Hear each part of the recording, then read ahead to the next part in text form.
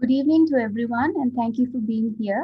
On සුබ behalf, සන්ධ්‍යාවක් සියලු දෙනාටම on behalf of the International Center for Ethnic Studies, ICS ආයතනය I'd විසින් like to welcome you to the first session පවත්වන මේ සංවාදයට ඔබ සැම පිළිගන්නවා ඉතා සාදරයෙන්. titled Countering Hate Speech. Thank you to the අපේ මාතෘකාව වෛරී භාෂණය පිළිබඳව. their support for this series. If you require translation of this session to Sinhala or Tamil, please click the play Translation. icon on the bottom panel of the Zoom screen and select the language you require. We've made a small change in our speaking lineup due to unavoidable අද අපේ සාකච්ඡාවට සහභාගී වෙන විද්වතුන්ගේ පොඩි වෙනසක් වෙලා තියෙනවා. this evening. Firstly, we have Saijai Liangpunsakul, a researcher from Myanmar who has a focus on digital rights and responsible technology. Secondly, we have Dr. James Gomez, who is the regional director of the Asia Center in Thailand, a social enterprise that works to conduct dialogue and influence policy for the betterment of communities. And finally is Gehan අවසන් Gunatilleke, වශයෙන් a lawyer Gihan Gunathilaka මහතා අපිත් විද්වතෙකට සහභාගී වෙනවාද ජාත්‍යන්තර මානව හිමිකම් සහ පොදු නීති පිළිබඳ නීතිඥවරයෙක් ශ්‍රී ලංකාවේ කටයුතු කරනවා.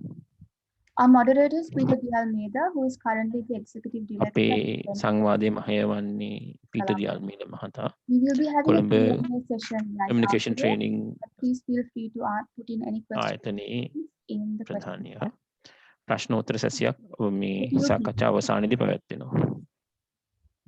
Peter.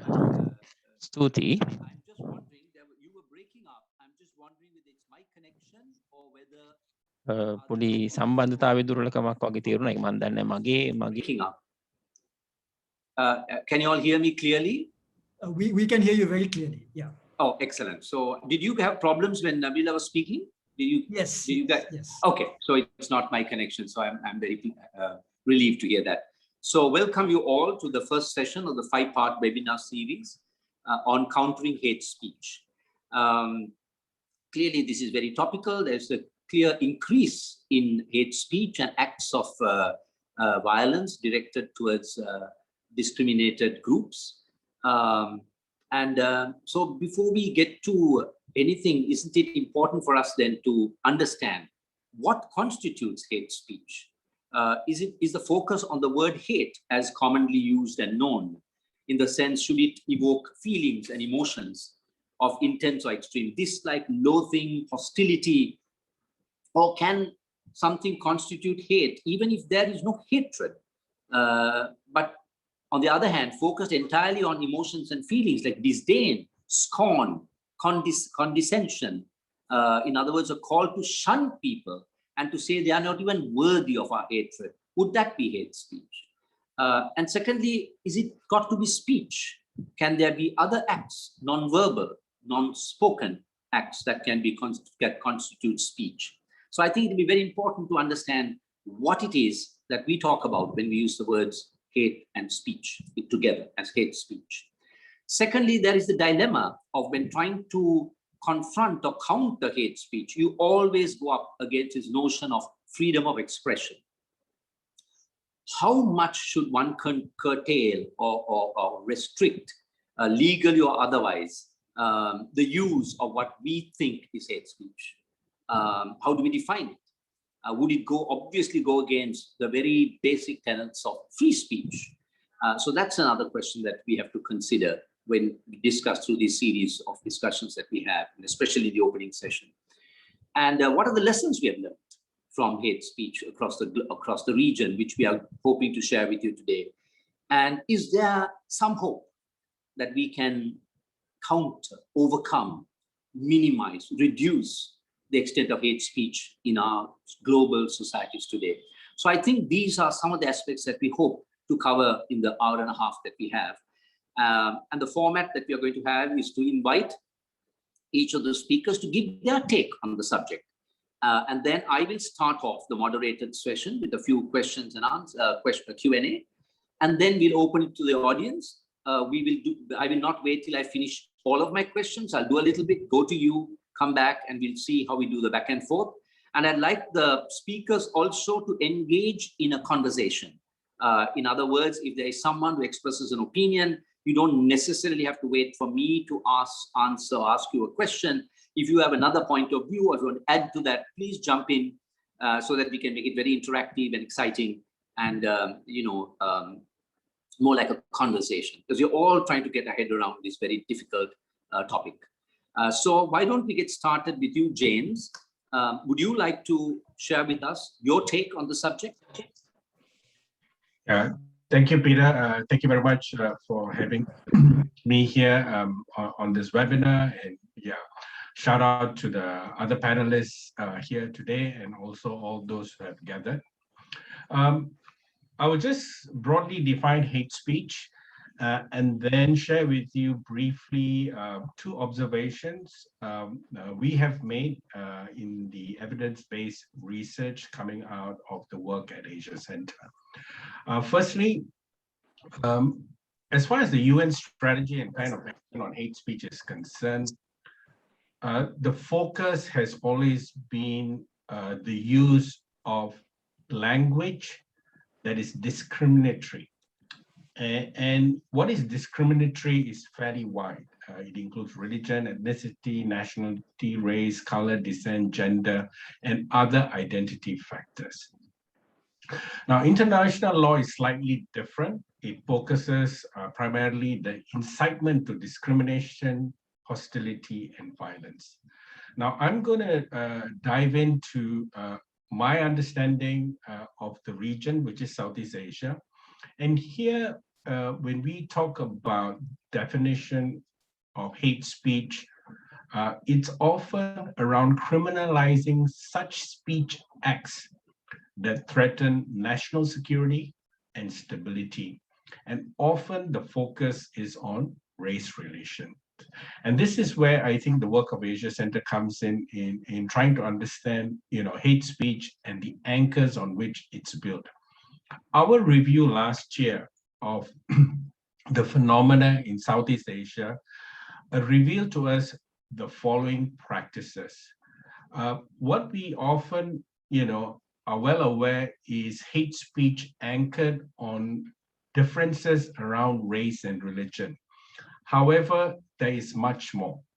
One dimension is those type of negative remarks directed at foreign nationals, in particular migrant workers and refugees, more so in particular undocumented migrant workers. There are also hate speech formulated along gender lines and sexuality. And finally, hate speech around political ideology and values. So we find there are actually four very distinct forms of hate speech that are in play in the region. And we feel, of course, it's not unique to the region, that it's also applicable elsewhere. The other observations we've made, this is coming out of a new report that we are going to launch next month around the introduction of harmony laws and bills in selected countries in Southeast Asia, such as Malaysia, Singapore, Myanmar, and the Philippines. They can be formulated around harmony or hate speech. Here, there are three things to observe. That is the divisive nature of solutions. We find that in many of these countries in the region, and the four in particular that I've just mentioned, the laws themselves are divisive, simply because if we look at the constitution of these four countries, Malaysia, Singapore, Myanmar, and the Philippines, there's always special status accorded to a particular community by way of ethnicity or religion. So that's one observation. The second thing would be divisive policies. The challenge here is that the policies are formulated based on race. The minute they are formulated based on race, they naturally lead to divisions, whether it's the segregation of Rohingya Muslims in the larger Myanmar society along race and religion, or undocumented Indonesian workers in Malaysia, bloggers in Vietnam being arrested arrested for vaguely described national security offenses. And finally, the arrest and persecution of transgender women in violation of their privacy rights in Malaysia. Last but not least, the divisive nature is the rhetoric government officials and politicians use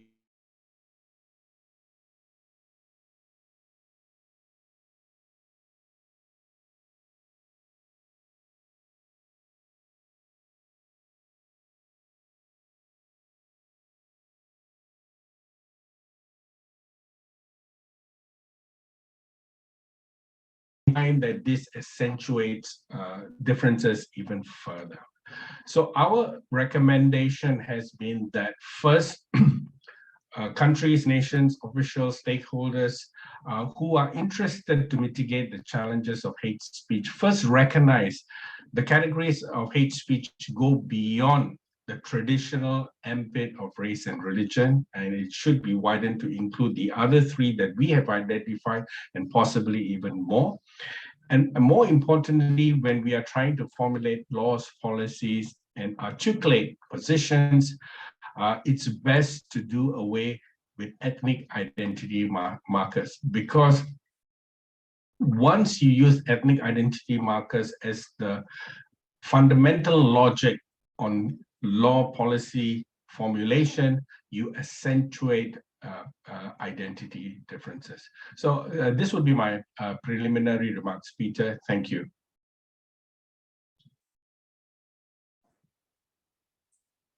Thank you very much, James. Thank you for that. Now I think I like to invite Gehan. Gehan, would you like to, we spoke about a few things, and I'm wondering whether you could pick up from there, because James started talking a little bit about the restrictive definition that we tend to think of when we think of hate in terms of race and religion.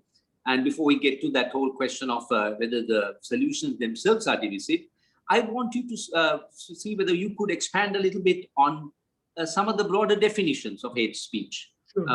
And give us a flavor of the different points of view on this. Can I be heard clearly? I just wanted to. I can hear you. Fine. So I'll just I'll just continue from where James left us.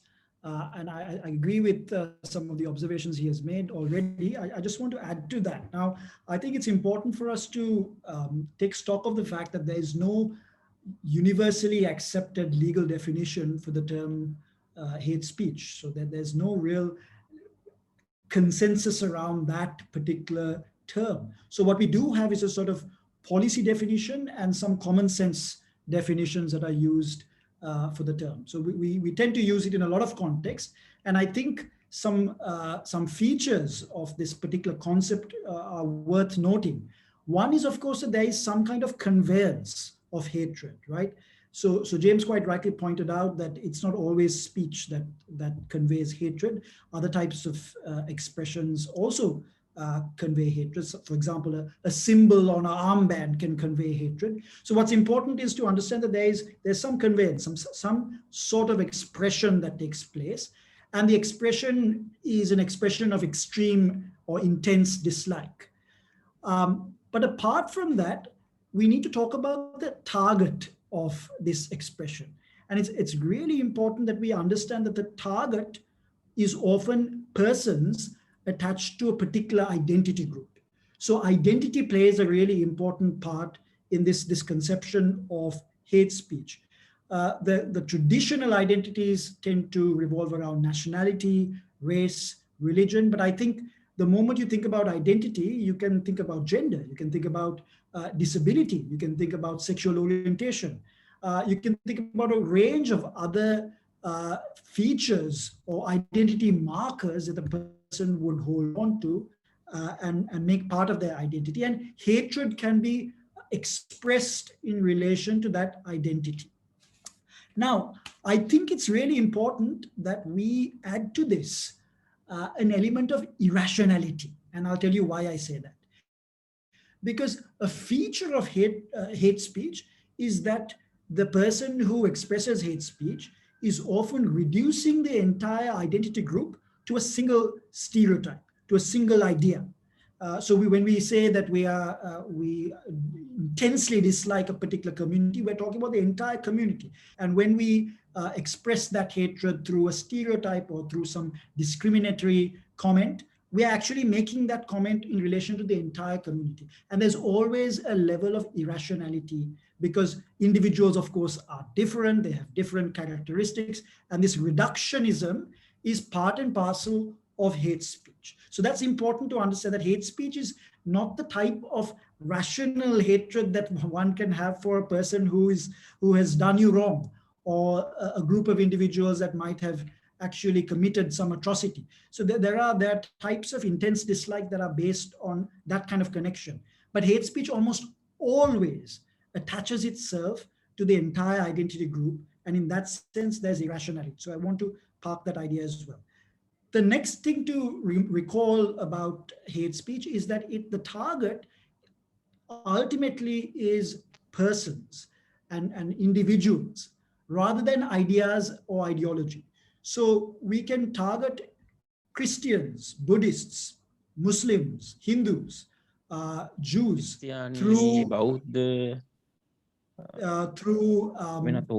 hate speech. I think I need a translator as well. And that might be a little distracting. So these persons who subscribe to a particular ideology can be, or religion can be, the targets of hate speech. But you can't actually, if you think about the concept of hate speech, you can't actually target an ideology or philosophy or religion. You can't have hate speech towards Christianity or Islam or Buddhism or Hinduism or Judaism. And I think that's an important distinction to draw as well, because often we associate hate speech with criticism or lampooning or ridicule of a particular belief system. And although individuals can be extremely offended and hurt by it, I think we need to draw a line in terms of whether we include that within hate speech. Having said that, there are some thinly disguised expressions of hate that attach itself to a particular ideology or group or philosophy or religion, but the real intention there very clearly and overtly is to target the group. So I think it's important that the ultimate target is considered when we decide whether or not something is hate speech, and not just the form of the speech. One last comment. I think another thing, Peter, to consider is things that don't quite fall within the four corners of hate speech, like you mentioned, but create the impression or create the groundwork for hate speech. And I think I'd like to broadly call that chauvinistic speech. So you can actually not express specific hatred towards any particular group, but trump up the supremacy of your group. And say that, and we've seen discourses like that even in Sri Lanka, right? Where you say that our particular group is pure, our particular group is more intelligent, our particular group is more capable. And then in that context, you by implication infer that the other group is inferior. And I think that's another disguised form of hate speech that communities, civil society, academics, legal professionals, they all need to be vigilant about. And we're talking about media as well at some point, I hope. I think this sort of cleverly disguised speech that falls within the margins of hate speech need to also be accounted for. So I'll just pause there, and I'm looking forward to the conversation. Great, thank you very much, Gehan. I like the idea that you brought, that to give the nuances of hate speech, the final point you made about how you hold out your group as being somewhat superior. And that's a very finely nuanced way of, kind of propagating what can be described then as hate speech. Thank you. That was great. We can talk about that a little later. I want to take you on for more clarity on this point you made, that you cannot have hate speech against a religion and so on. Let's get a little more clarity. Maybe there'll be questions from the audience as well. Thank you for that. Next, I will invite Saijai. Did I get your name pronounced that correctly, Saijai? That's correct, Peter. Thank you. Saijai, thank you for being with us. Great. So thank you for all the speakers. Yes, sorry. Sorry, Because go I ahead, just got that Peter. interruption with that translator comes on suddenly for some technical thing. So Saijai, as we discussed, I think what we spoke about is that you will share some experience of hate speech in your region as a part of our whole idea of storytelling. So and you said you'll focus mainly on Myanmar and Indonesia, and we are very interested to hear you talk about your experiences and the current situation of hate speech put in your region with specific reference to Myanmar and Indonesia. Go ahead, Saijai. Sorry, Peter, it was Thailand. Thailand, sorry, Thailand. Yes, I'm sorry. Great. Yes, I was distracted. Thank you. Yeah. So thanks so much, everyone. So excited to see so many people joining this conversation. So my name is Saijai, and I actually worked in Myanmar for the past 7 years. So I work with a local civil society on the issue of hate speech in Burma. So I got a chance to witness the impact of hate speech firsthand on Myanmar as a country and on civil society and on the people. But actually, I'm from Thailand. So I originate from the southern part of Thailand, and now I'm back to Thailand.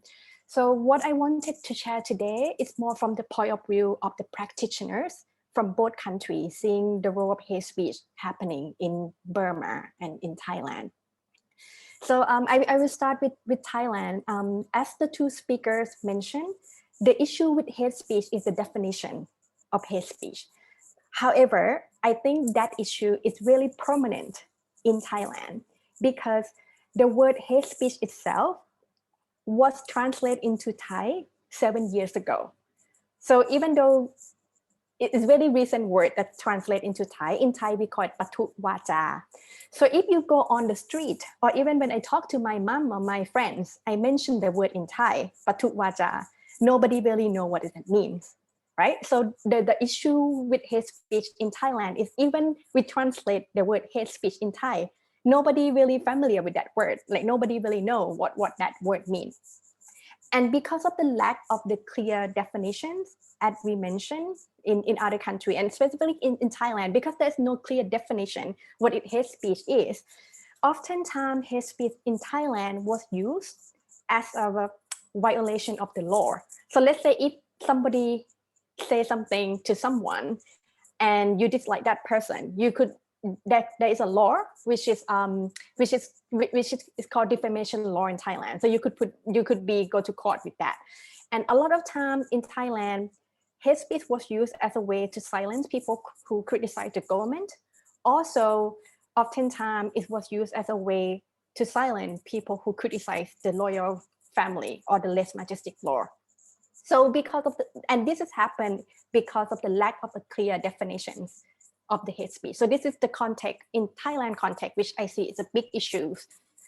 In terms of Myanmar context, it's a little bit different. Of course, there's a lack of clear definition of hate speech, but I think is that individual against individuals. The way of the hate speech in Myanmar, the way it's formulated, is systematic by bad actors. Which is really important because it's not happened because I dislike you and I go online and say something bad about you. The root cause of hate speech in Myanmar oftentimes that we detect at a civil society group, we saw that it's really systematic by bad actors that wanted to that have a hidden agenda behind it. So yeah, so I just want to stop here for now for the landscape, the big issue of hate speech in both Thailand and Myanmar. Thank you very much, Saijai. I'll start with you before I move on to the question of where does this, why is it that we are seeing such a widespread or a massive increase in hate speech and hate-directed violence against discriminated groups? But before that, you made a very interesting point when we had some discussion that talking about global experience as part of the first session, Global Stories. You made a very interesting point. You said that I'm sorry, that was James, I believe. I'm sorry, I'm getting a little confused. So I'll come back to you. James, I think you spoke about, I'm sorry, Saijai, that I directed that at you. James, in our discussion, you spoke about your observation that countries that were colonized tended to show more incidences of hate speech than countries like Laos and Cambodia. Isn't that right? Is that something that we spoke about? James? Yes, thanks, Peter.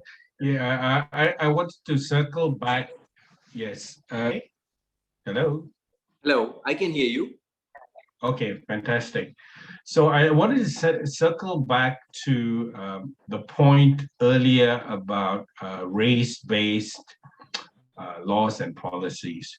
If we go back to this divisive approach, especially countries that were colonized. Sorry to interrupt you, James. Sorry to interrupt you. Did you hear my question? Yes, I did. Yeah, and you're coming to that about these British colonies showing more. Yes. Yeah, okay, great. I just wanted to be, because I didn't. You froze a little when I was talking. Your picture froze, so I was wondering whether you had heard my question. Fine, you heard it, and you're going to come to that Yes. in the approach that you're taking. Great. Go ahead, please. Right. So once again, I wanted to circle back to race-based laws and policies, and hunker back to the colonial legacy, especially in countries like Brunei, Singapore, Malaysia, Myanmar. You'll find that the British approach, especially in dealing between indigenous community, dominant communities, minorities, as well as diaspora, was to compartmentalize them along racial and ethnic lines. So first there was, physical segregation, schools, newspapers, and so on.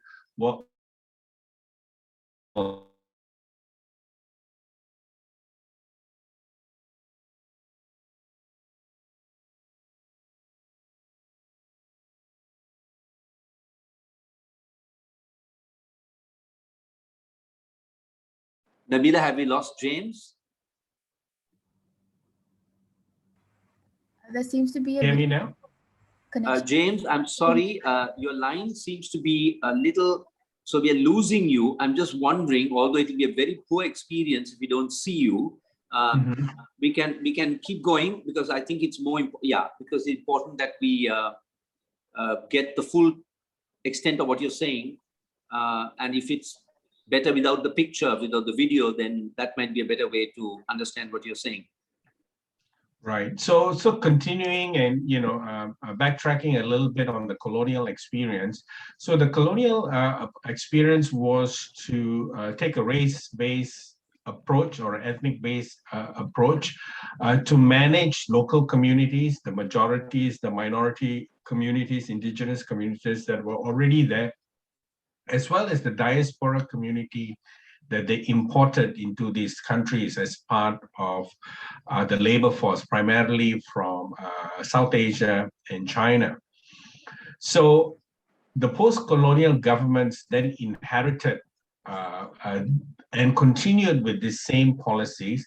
But what was interesting was the post-colonial governments were all in the majority. So it was the majority community that came into power. So in those places with the British legacy, where they had race-based segregation, these policies were then continued at the benefit of the majority. In most of the countries, the majority were indigenous to those countries concerned, with the anomaly of Singapore, where the majority was the diaspora. So in short, I think the colonial experience in part explains the racialization of laws and policies in these selected countries in Southeast Asia. Just a quick follow-up on that. So are you, because we spoke about that you see a lesser extent of this problem in countries like Cambodia and Laos. Is that correct? You want to talk through your experience there? Do you see that that significant difference at the levels? Yeah. Yeah. Yes, certainly. As in Vietnam, in Laos, in Cambodia, and to a lesser extent, Thailand and Philippines, there, because the policies are not racially based or ethnically based, they tend to have less of the accentuated markers. Of course, there is a caveat both for the Philippines and Thailand, because they also have large tracts of population and land that are anomaly to the majority. So, for example, in Thailand, southern Thailand, which was literally a deal with the British, part of the Patani Kingdom, as well as the special autonomous region of Mindanao, which has, as part of its historical, makeup, coming from the island nations, adjacent to Borneo. Thank you. Just moving on to another area, why is there such an increase in hate speech? Now, I was looking at the joint open letter signed by 26 mandates, including a special rapporteur on human rights, special rapporteur on promotion and protection of rights, 26 such mandates. They say we are alarmed by the recent increase in hateful messages and the incitement to discrimination and hatred against migrants, minority groups, and various ethnic groups, as well as the defenders of their rights in numerous countries. And they go on to say it has become mainstream in political systems worldwide and threatens democratic values, social stability, and peace. Hate-fueled ideas and advocacy coarsen public discourse and weaken the social fabric of countries. Now, there could be two aspects to this. One is the fact that there is now access, instant expression, and the message gets carried on social media instantly, and it reaches millions, even billions of people. But the other aspect, I'm wondering whether each of you can speak quickly on that. Isn't it so that one of the underlying reasons that we are seeing such a proliferation of hate speech and it being used by states and so on is because of the desperate social and economic conditions that we are facing globally? I mean, look at the worsening of income inequality. And as a result, that just isn't enough for people to lead what might one consider a decent life. There's increased poverty. Isn't this causing one of the underlying reasons, the social and economic conditions that's driven by this system that we have, this global capitalist system, which is leading to such gross income inequality? That's largely leading to this increase that we see in hate speech. I'd like each of you to give your thought. Let's start with you, Gehan. Thanks for that question, Peter. I think there are structural reasons for why people engage in it, and there are more personal reasons, right? And I think it's difficult to untangle these things. And you can, I hate these catch terms, but you can call them push factors and pull factors, just to kind of separate the two.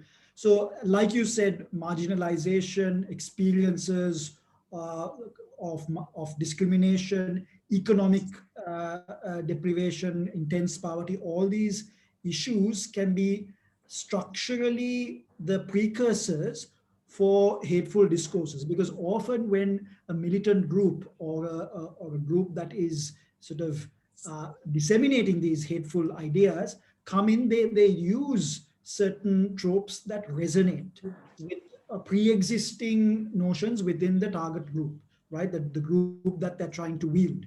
So for example, if the economy is suffering and you're able to create a scapegoat for that, then immediately there's resonance. And we've seen this in the past as well. I mean, the most classic example, of course, is Germany, right? In the late 20s and 30s, where economic structural problems with the economy was attributed to the Jewish community as the reason behind that. And we certainly saw similarities in that kind of discourse, even in places like Sri Lanka. For example, I think Ahilan Kadarama has written on this particular subject in the post-war context, where there was an expectation that there would be an economic dividend particularly in the South, as a result of the war ending, and it didn't quite materialize.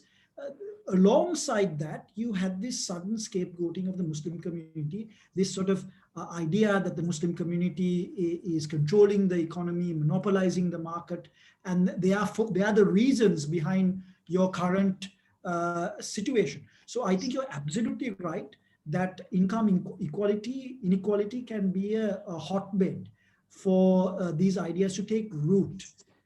But having said that, there's also... Especially, Gehan, in case of this huge attack on migrant workers, they're taking away our jobs, in Europe and in America, because these countries are really suffering from the fallout of the failure of the system to provide a better life, a standard of living for its people. Yeah, continue, please. Yes. But I think, Peter, it's important to not locate all of this in the economic realm, because there are also stories, myths, origin myths, culture, religion, all of these things that are seen as threats that also play the same part. So I tend to categorize these two things in a particular way. I think of entitlement complexes as being at the root cause, the entitlement to a particular benefit within the economy, or entitlement to cultural dominance, coupled with existential fears. This fear that the other side, the other group is going to take away our jobs, take away our religion, take away our culture, steal our... Or in the case of Sri Lanka, where the majority, broadly said, at a minority complex, the Tamil-speaking people in the north would somehow, with the huge Tamil Nadu force, would take over our country. That fear. Really, I mean, I can understand that's a plausible fear. And at least in the Sri Lankan context, Peter, you're raising a very valid point, because actually, if you think of the psychology of the majority community, it is a community that is sort of built on this idea that they are beleaguered and they're victimized, that they're actually, even though they're a majority in the national sense, in the global sense, they are surrounded by minorities that are part of global communities, whether it's Christians or whether it's Tamils or whether it's Muslims. They're all part of large communities, and we're a threat as a result. So I think you're absolutely right that there are some structural reasons that feed into hateful discourses. And at the end of the day, we'll only be pasting a band-aid if we try to stop the speech without digging deeper and drilling down the actual causes of the hate. So we'll come to that. We'll come to that, Gehan, when we talk about possible solutions to this problem, or some ways. James and Saijai, would you quickly like to share some thoughts on your experiences in your part of the world about the underlying economic conditions and social conditions that is contributing towards this increase that we see? I'm sure hate speech has been around for centuries. But this massive increase that we are seeing today globally and in our region. Some quick thoughts, and then we'll move to the next topic in this. Please, Saijai. Yeah, for a quick thought to your question, why there's an increase of hate speech during this time, right? My quick answer is that hate speech is a reflection of what's happening in society. It's not hate speech.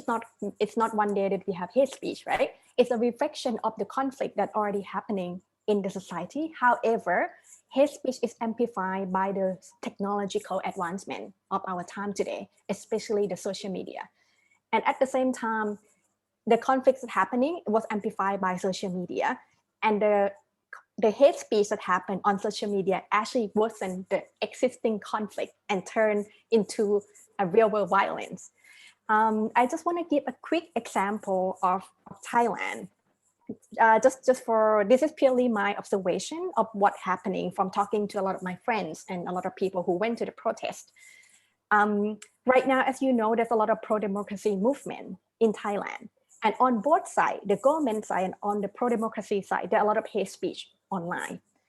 One observation that I noticed that if somebody tweets something or posts something on Facebook, and if that information is borderline, which is like really close to hate speech, it might not define as hate speech per se by Facebook community standard. But if it's really close to that line, that comment got shared that go viral. You know, it's really normal. It's the natural engagement that people tend to share content which is more toward hatred. However, when I talked to a lot of protesters, they told me that because in Thailand, there is no political space that young people can express their anger and a space for a meaningful discussion. None of that space exists right now for young people in Thailand. So they turn into social media and use this content as a way to get attention and get government talking about the certain issue. So just go back to my point. So I just want to link back to the point that it's not that a lot of hate speech that people see, that a lot of both sides say that it's a hate speech. It's not because of the hate speech itself. It came from the lack of like political space that people can speak meaningfully and the space that both parties could talk. So it's turned into the online world. And that's why in this particular example, that's why that people use hate speech against each other, because that is a space that they can fight with each other. Does not exist in the real world. Yeah. Thank you, Saijai. James, very briefly, if you can comment on that before we quickly move on, because yeah, I'd like the audience also to have questions. James, would you like to say yes, something? certainly. Yeah, the I'll just make underlying one reason for the increase. Yes, go ahead, please. I'll just make one point that we will also need to keep the eye on political mobilization. In most countries, the majority, uses hate speech to mobilize support. I'll give an example from Indonesia.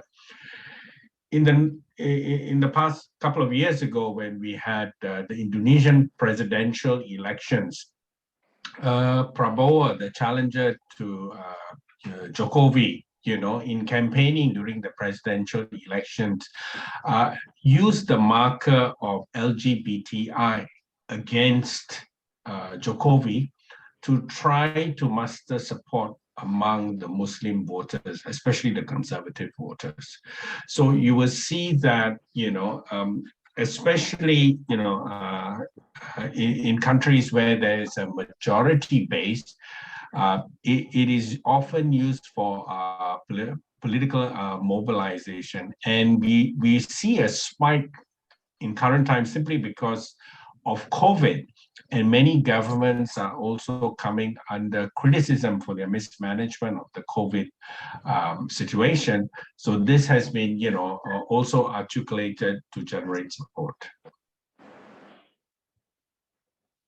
Thank you.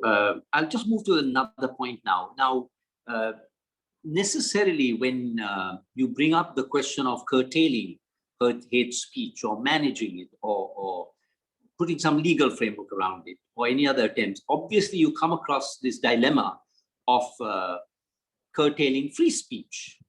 And that has led to a big discussion and debate within both the legal fraternity and as well as society at large. What are your thoughts, each of you, on this dilemma of trying to, yeah, let me talk, just stay with that and then we'll come to solutions. So what do you think? What is the dilemma we face and how are countries dealing with that? Restricting for hate speech, defining it very restrictively or broadly as it might suit them. And then the debate that, look, all this essentially means you're interfering with my fundamental right of freedom of expression.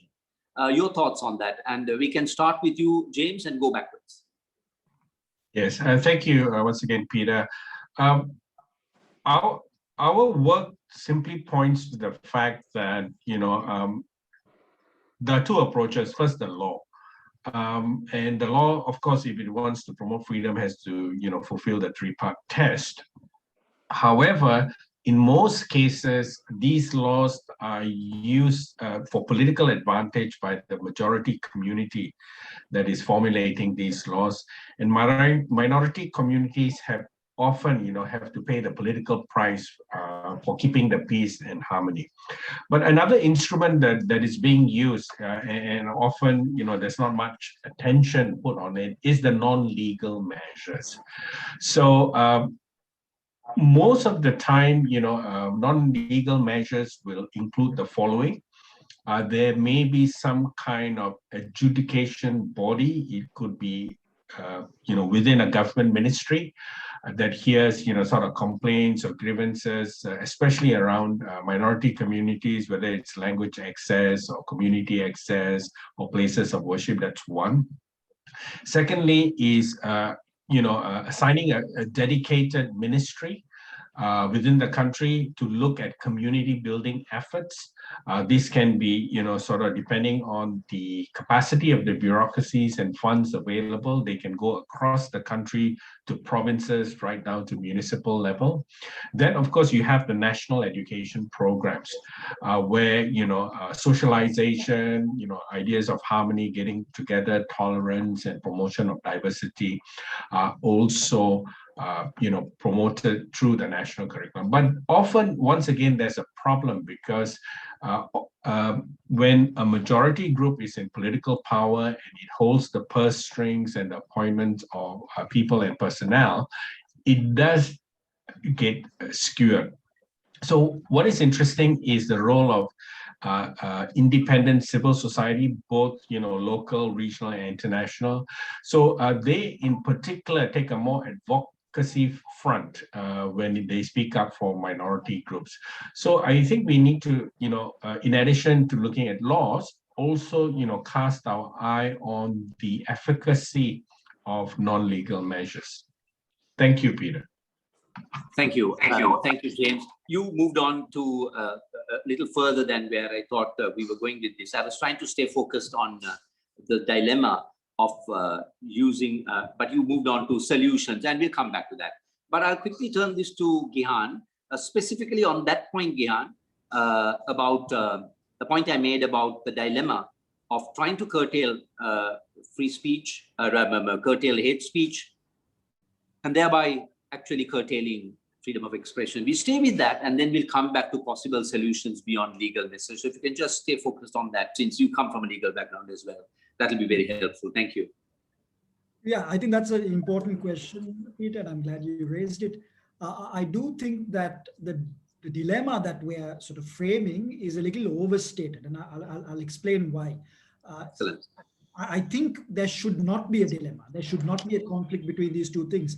And it all boils down to how we define and understand free speech and how we define and understand hate speech, right?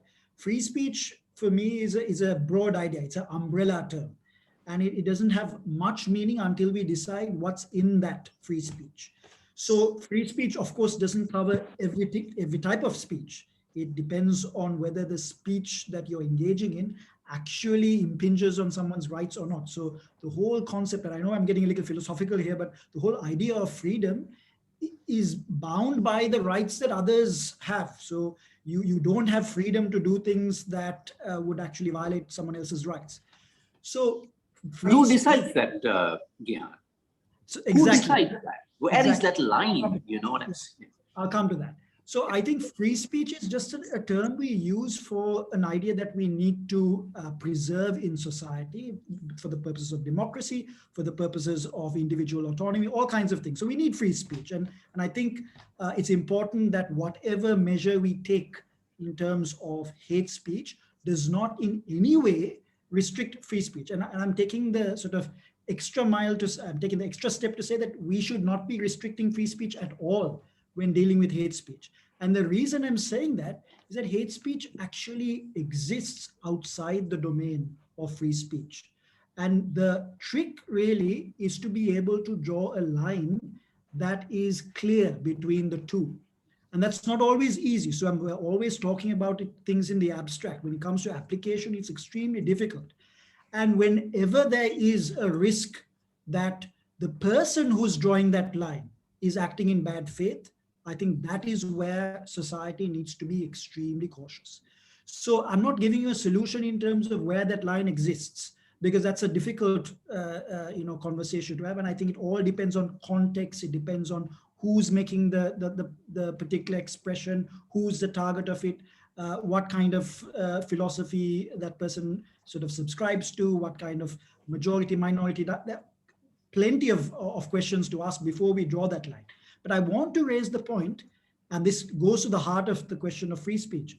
We need to be able to trust the entity that draws that line.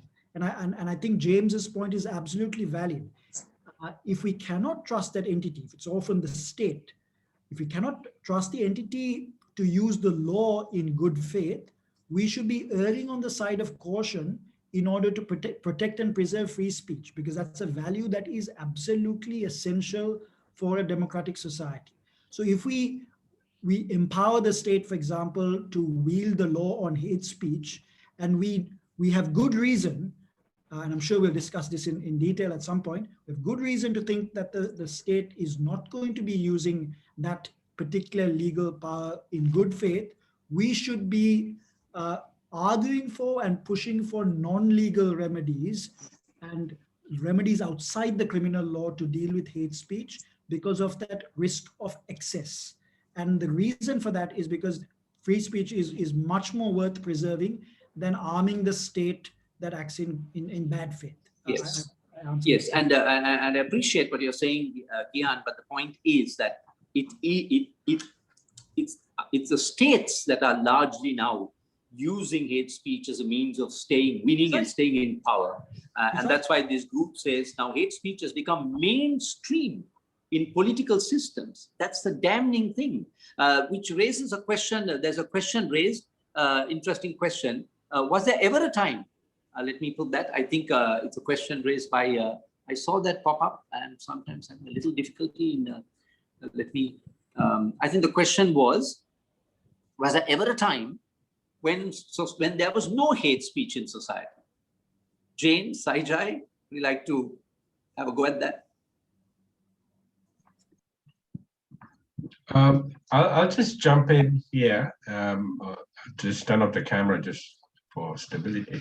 I think what's different now is the state apparatus has been captured by... So just before I found the question, so just before you, so in fairness to the person who raised it, that is, when did we not have hate speech in history? Are we not perhaps conflating a runaway technology of instant communication with established human tendency? Which religion or race is above suspicion in this regard? Sinhalese have killed Sinhalese, as have Tamils and Muslims in Sri Lanka. Hindu killed Gandhi, a fellow Hindu. So anyway, so let's try and narrow it down to when did we not have hate speech in history? Go ahead, please. Yeah, but I'm not sure whether historically, if it was even defined along the lines of hate speech, but perhaps ill feel, disregard, lack of respect could be more useful terms. But I think the difference is it's now organized politically, right? Yeah, and beyond race, identity groups have captured the apparatus of the state and are using that to perpetuate themselves by fanning their fan base, so they can be, returned to power. So for me, that's really, how I see it. Great. So let me quickly go to some of the questions on the Q&A, so that we get the audience involved. It's been an hour almost now since we started. So let's start with, okay, Dishanis and Aratna, what is your take on hate speech during pre-internet era in traditional media? And if you can keep the answers a little short, I think, so I won't go around everyone. I'd like one of you to pick it up. And if there's a conflict, I'll call out a name. So which of you would like to have a take on that? What is your take on hate speech during pre-internet era in traditional media? Yeah, I'm happy to jump at that question. I Sure. think that's a really important question because really there is a lot more visibility of hate speech right now. And I'm hesitant to say that there is more hate speech today than there was 80 years ago or 90 years ago, right? So I think traditional media and also other means like radio, for example, in 1994 in Rwanda, the medium through which, or the channel or vehicle through which hate speech was disseminated in the lead up to the genocide was the radio, right? So I think there is some difference in the way that hate speech can proliferate and the rate at which it can proliferate through the internet. I think there is a certain distinction there that's worth noting, but I don't think we have become more hateful as a species just because the internet came. I think this is a pre-existing problem, and when the internet is replaced by something else in the future, the hate speech will still be a problem. Thank you. The next question I have, I'll take it sequentially. That's Ravana, who says, I merely fear that brakes on free speech could be dangerous, especially if they should be country-specific and are drawn by elected politicians, as the case may be in many countries. I personally think hate, opposing, critical, ridiculing, sarcastic speech is not unhealthy, but progressive as long as it is against a theory or a belief, be it scientific, economic, social, cultural, or even religious.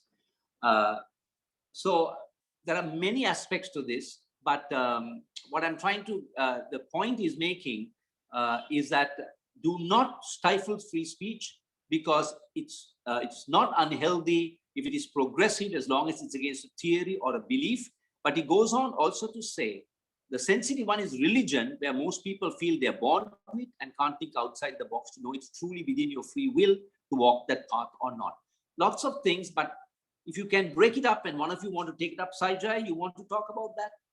Yes, I think this linked to the previous question about would there be a situation where there's no hate speech? And as a society, is that something that we should aim toward, right?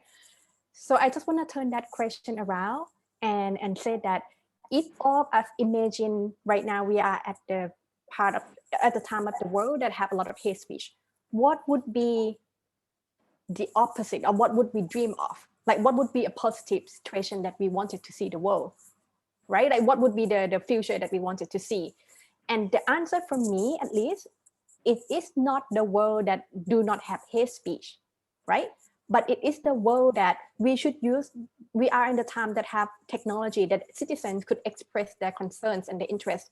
If you imagine 50 years ago, there's no way the government can understand what citizens want. But right now we have the technology and the way for as a citizen to express our political thought. So I think what is the opposite is not the world without hate speech, but is it the world that we can use the advancement of technology for citizens to share. And we use that and we share our ideas and thoughts in the way that not curtail freedom of expression, and at the same time, like not harm to other.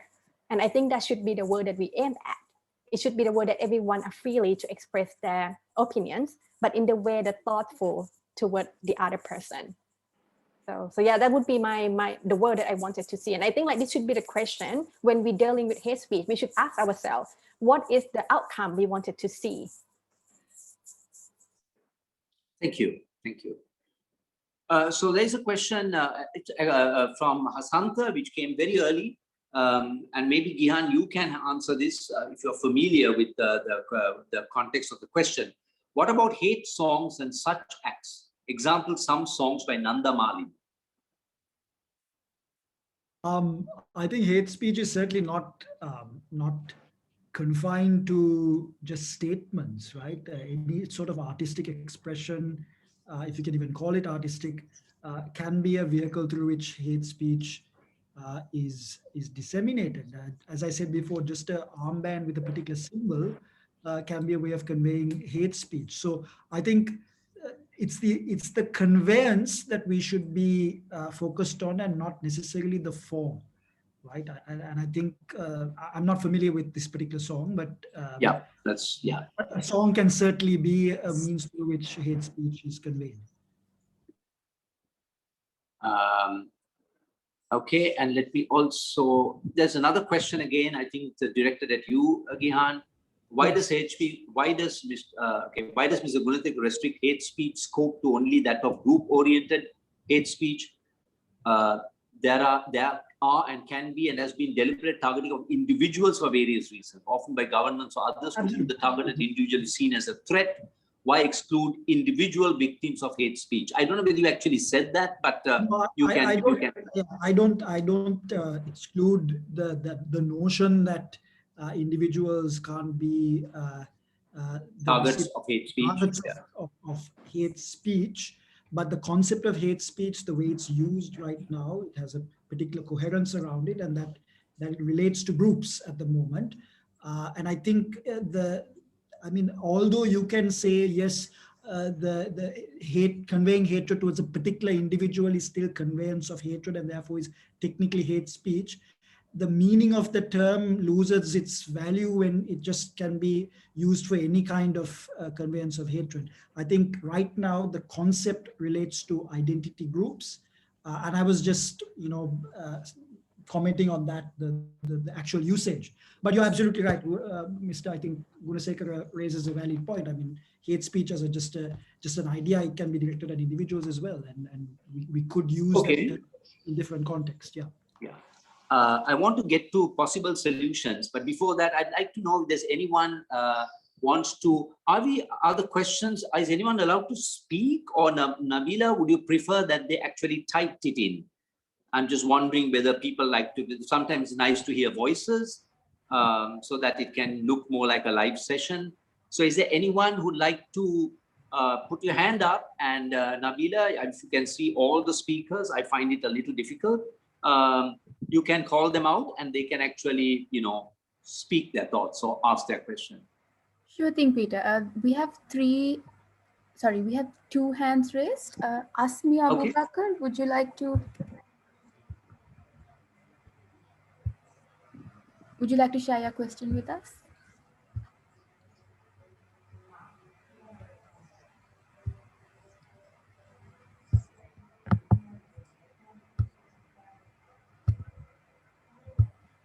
We also have Kasun Patiraja. If it's possible for you to unmute, you can engage with the panelists right now.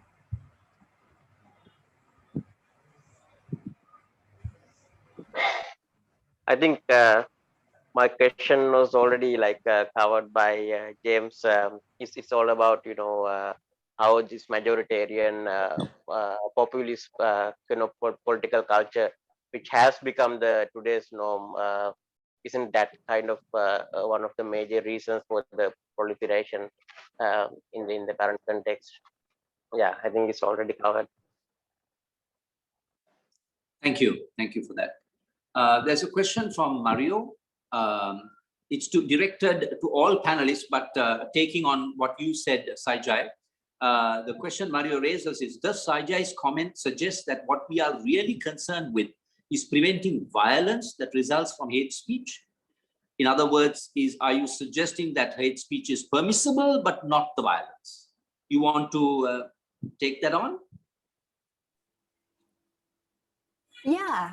I would not want to answer on that, but I think the example that I use is the way, at least in the context of Thailand, right? From the conversation that I talked to a lot of young people, they feel like, I wouldn't say hate speech itself, but there's something that really close to the line of hate speech could be their innovation in the way to get attention from the government, if that makes sense. So, for example, they felt like in the past, when they have something which is unsatisfied toward the government, if they post something on Twitter or Facebook, and if the media pick up, and there's a lot of hated comment, but the comment itself might not be hate speech, but a lot of complaint, they saw that the government react to it, right? So when that keep happening, it create a culture of complaining, and also a culture of okay, if something happened and we need to change, we need to send something, post something on social media that might go viral for the government to do something about it. But what I'm asking right now is that is that the society that we want it to be, right? So the question, that's why that is the state of the situation, that people don't have a space to talk about it. So yeah, so I think the answer is that that's not where I want it to be, and that's not where the young people want it to be. What they're asking is a space, a meaningful space that the government and the young people can talk. Okay, thank you. We have 20 minutes left, so I'm just wondering whether to quickly move on to, so is there no workable solution? Or is there a workable solution? James, you started off by talking about a few things. Do you want to pick that up again and talk about just one or two things that you think would be most impactful if we are to start dealing in some meaningful way with what has been described as a very, very dangerous trend that's going to tear the very fabric of global societies? Thank and then you, I'll go Peter. to Saijai and Gehan after that. What is possible? Yeah, I will put up two solutions. One, solutions being pursued by those in power, and then solutions for those who are not in power. So for the situation right now is everybody can hate, right? Because you have access to the internet and everybody can hate with the veracity that they can possibly muster online. Simply because those who are in power and captured the state, they also were in control of the mainstream media. That advantage has been lost. Parliament as a platform is irrelevant and not something that people take seriously. So what those in power are trying to do is to arrest the influence of the internet, and they are doing two things. One, they are introducing a new set of laws to control hate speech, a lot of it targeted along legislation that deal with disinformation, hate speech, and fake news. So they want to arrest, the negative sentiment online. But law is only one tool that they are using. They are also using infrastructure control, which means looking at internet shutdown. James, sorry to interrupt you, James. When you say they, you're talking about the state? The state, in particular, the majority political force that has captured the instrument of the state. So I mentioned law as one instrument. And the second thing is infrastructure control, which is internet shutdown and throttling of internet speed. So this is one solution that those in power are pursuing. Now, the minority groups who are disadvantaged politically and in terms of power, what they are really asking, and this is the solution that's very difficult to produce, but it's something that we need to pursue, is the establishment of independent institutions. Whether it's human rights commission or whether it's an equality, anti-discrimination commission, the whole ethos of having independent institutions to mitigate grievances around, disadvantage for minority communities would be a broad solutions to pursue. So I'll pause there, Peter. Thank you, James. I'm going to be a little challenging on this one. And I'll turn it to Gehan because we spoke about this in our preparatory discussion. I mean, isn't it a bit like that Piti Sinhala saying, "Horage ammagin peenana wage weda"? I mean, you are looking at, Gehan, you can translate that eloquently.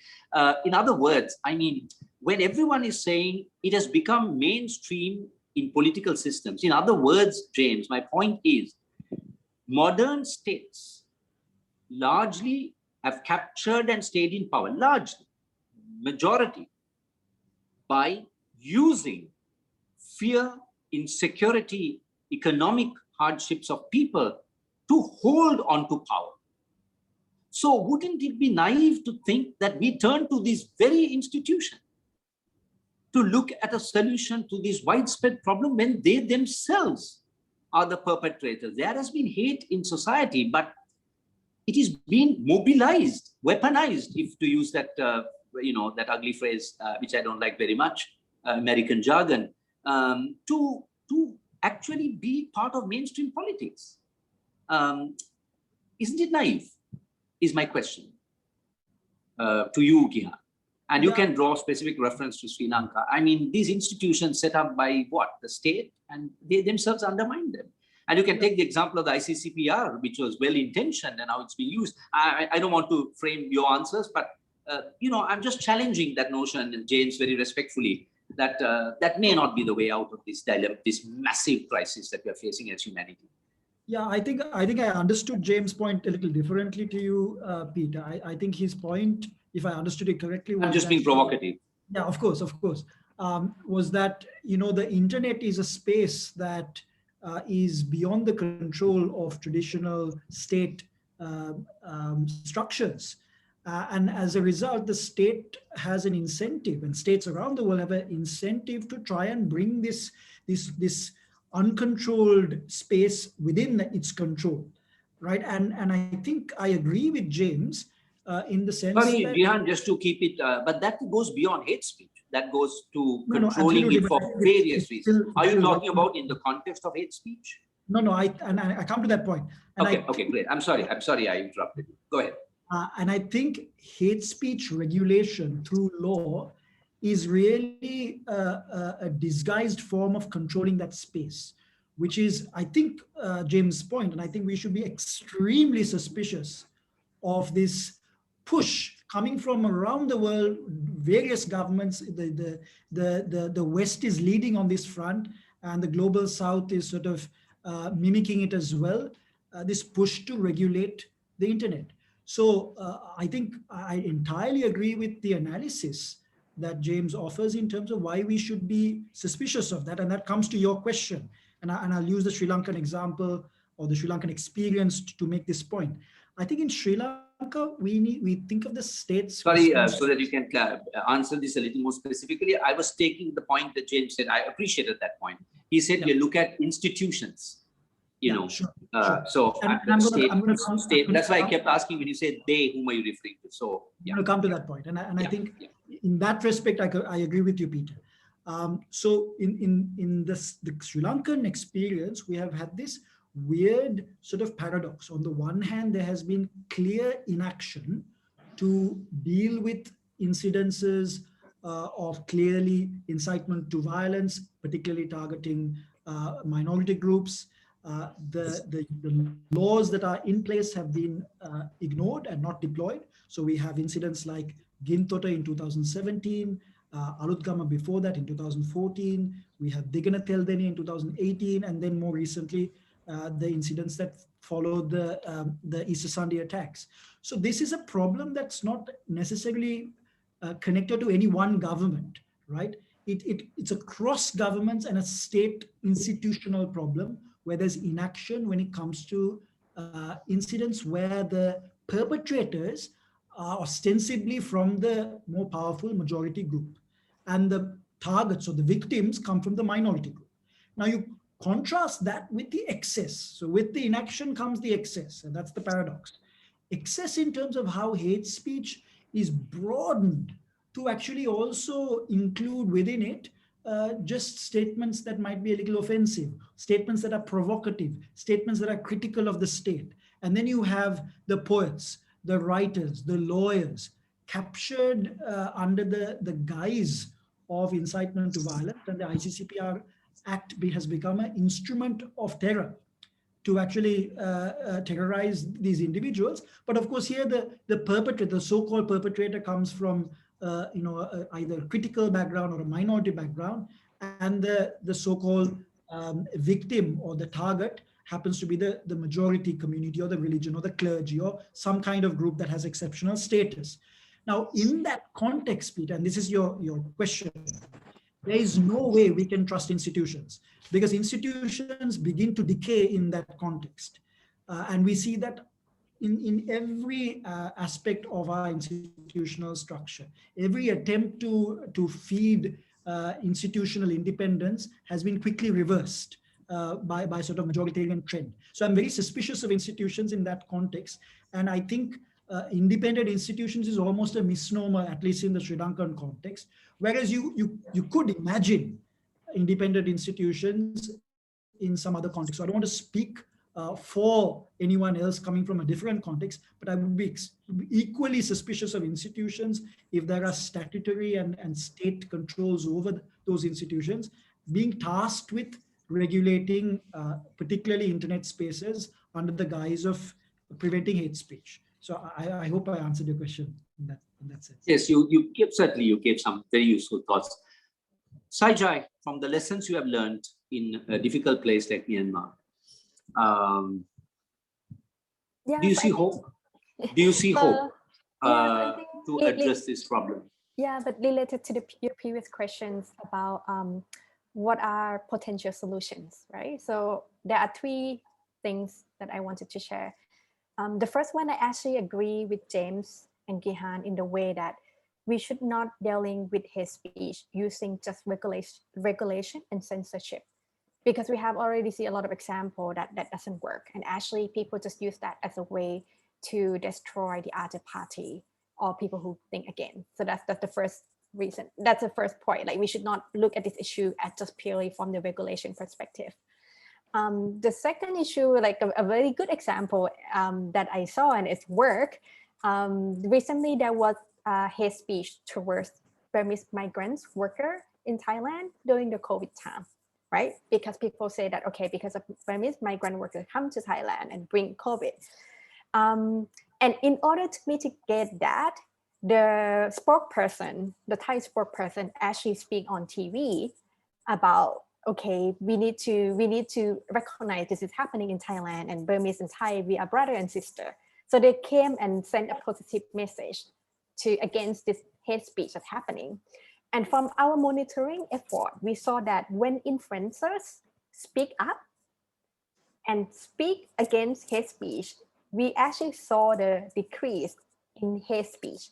So I think this is one hope that I would like to see more, that the influencers or people who is in power speak up about these issues.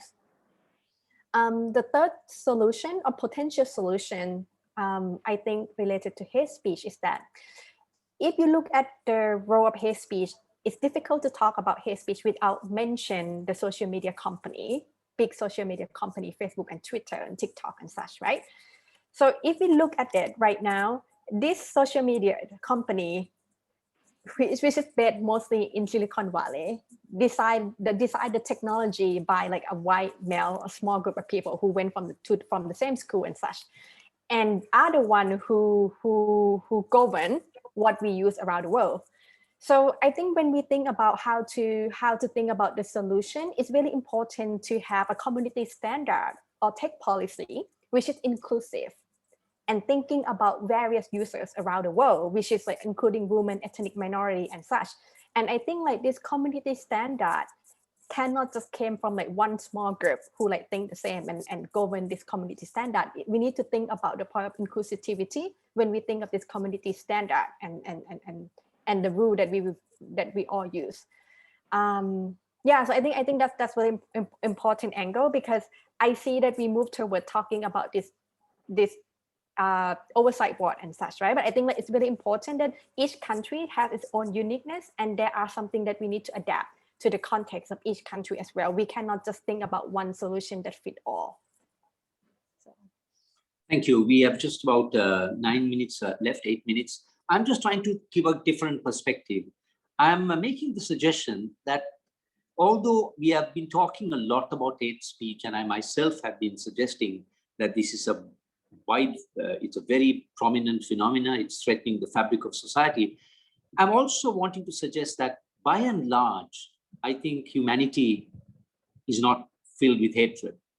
And I'm not being spiritual, I'm talking about real experience even in Sri Lanka. When there were the riots against the Tamil people, the large majority, they were organized mobs. And this is true for many places, even in Myanmar. The large numbers of people are at heart kind. So I'm just wondering whether, without focusing so much on the vocal groups or the groups in power who have used this hate speech, and we ourselves don't fall victim to that narrative, can't we focus on the goodness in society? As we have clearly seen, people come out to help. You know, even right now, there are people who are out there sending food, dry rations and other things to people who are suffering with COVID. So I'm just thinking, without being so stuck with the impact of hate speech, can't we draw upon the goodness in society as a means to overcome this problem? Quick comments from each of you, and that connects to the point that has been made by Nadija, who says a clear understanding of different races, religions, and learning to respect each community is the way forward for Sri Lanka. Let's start from preschools. What are each of your thoughts on what she said and what I expanded on that?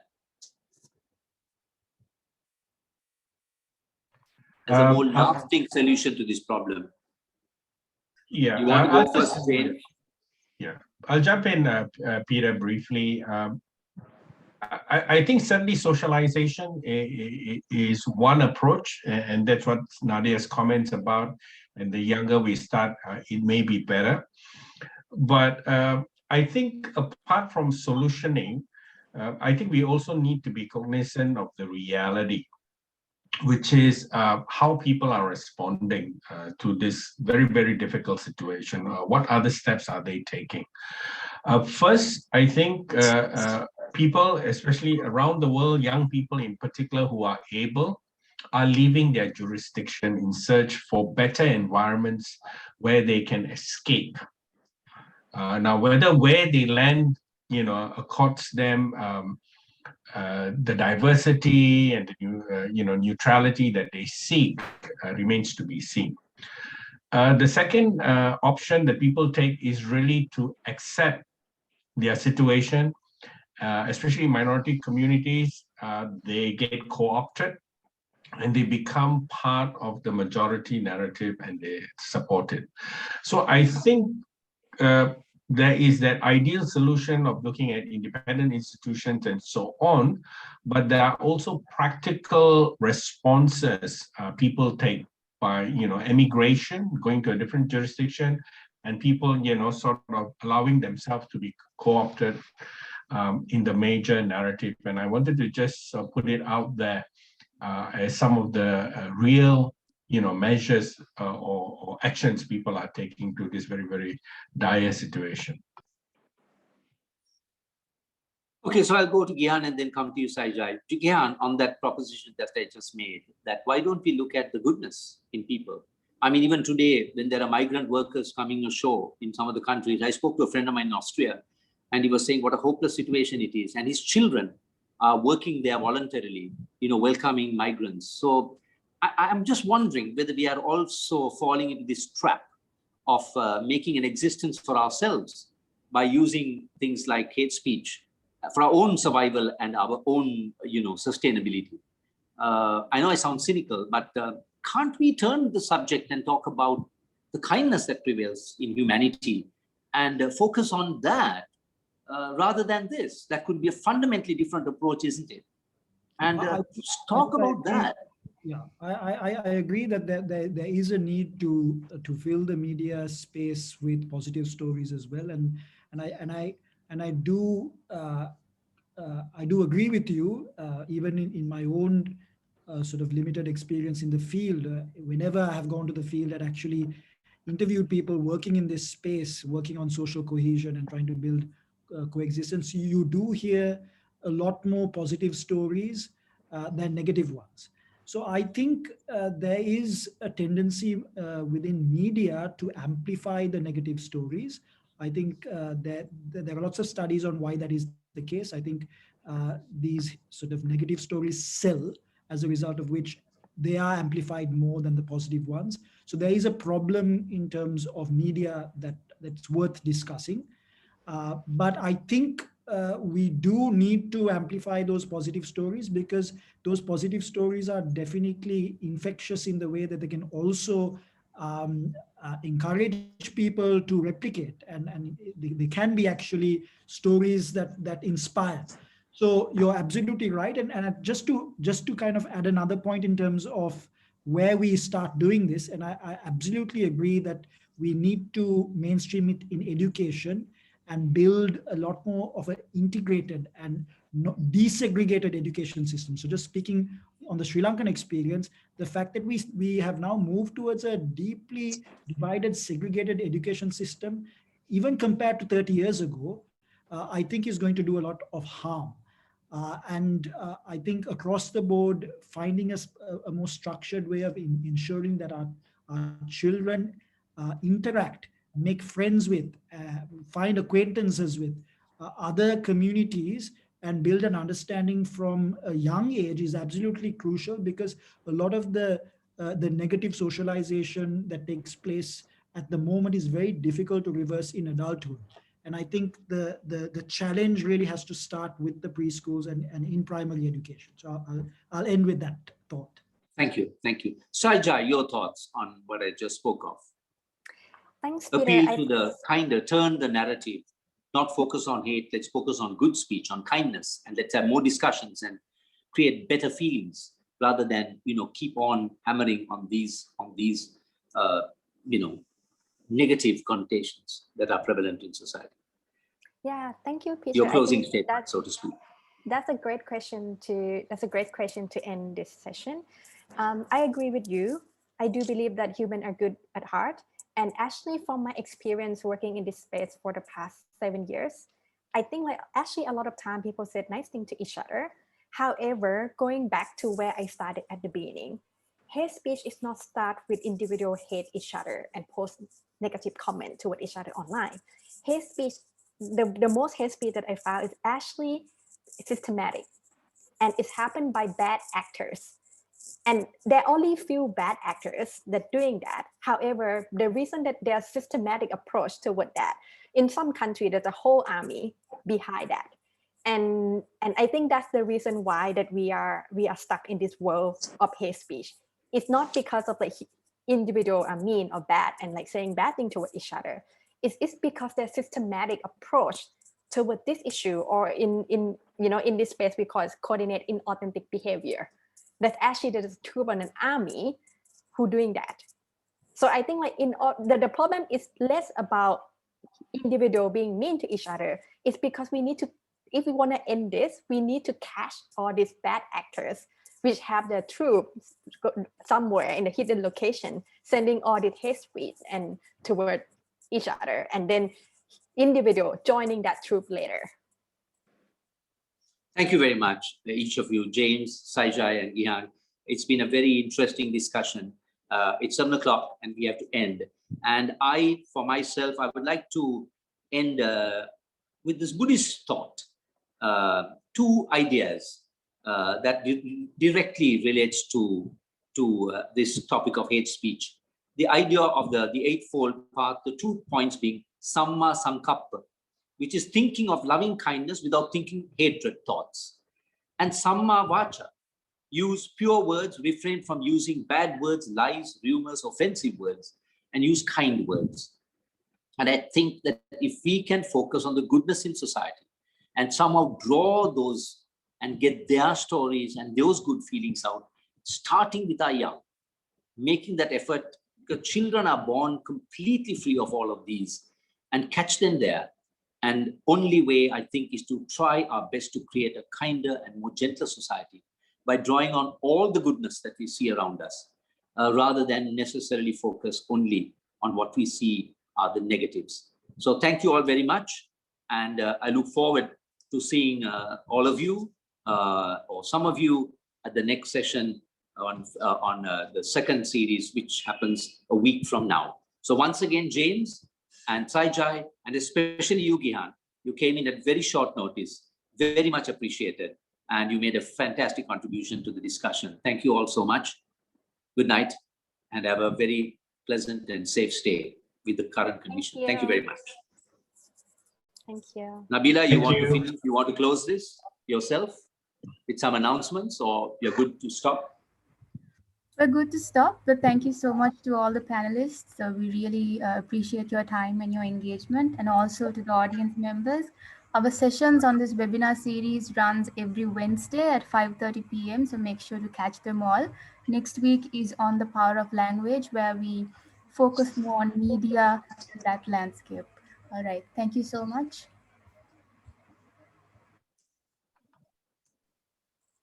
Bye, everyone.